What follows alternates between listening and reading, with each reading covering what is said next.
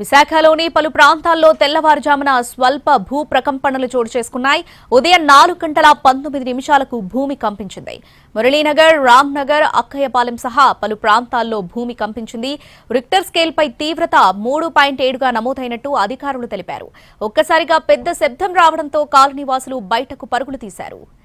Arilova, Adavivaram, Madhavadhara, Akkayyapalem, HB colony, Allipuram, Endada, Bheemili, పెందుర్తిలో భూమి కంపించింది. పెద్ద శబ్దంతో భీమిలి బీచ్ రోడ్లో భూమి కంపించింది.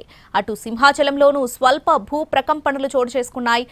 భూకంప కేంద్రం అల్లూరి జిల్లా జీ మాడుగులలో గుర్తించారు. భూమి లోపల 10 కిలోమీటర్ల లోతులో భూకంపం వచ్చినట్టు తెలుస్తోంది.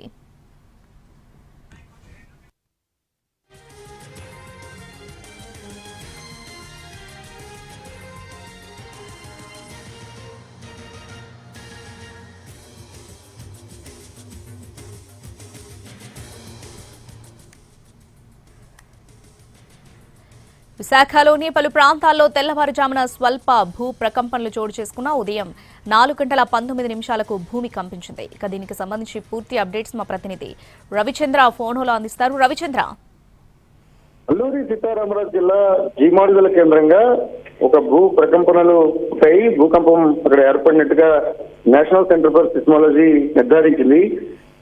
మొత్తం 3.7 మాగ్నిట్యూడ్ లో 10 కిలోమీటర్ల లోతులో ఈ భూకంప కేంద్రాన్ని ఎన్సీఎస్ గుర్తించింది. దీని ప్రభావంతో అటు ఒడిశా, ఛత్తీస్గఢ్ తో పాటు ఉత్తరాంధ్ర జిల్లాలో చాలా క్లియర్ గా ప్రజలు దీన్ని ఫీల్ అయ్యారు. ఈ భూకంప తీవ్రతను గుర్తించారు.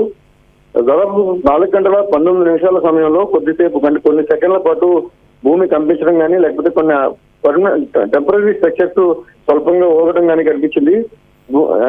ఈ తీవ్రతను గుర్తించిన తర్వాత చాలా మంది ప్రజలు బయటకు పరుగులు తీసిన పరిస్థితి ఉంది. ఓవరాల్ గా ఈ అల్లూరి సీతారామరాజు జిల్లా కేంద్రంగా ఏర్పడిన భూకంపం కారణంగా ఆ ప్రకంపనలు అయితే ఉత్తరాంధ్రతో పాటు ఒరిస్సా, ఛత్తీస్గఢ్ లో కూడా కనిపించాయి.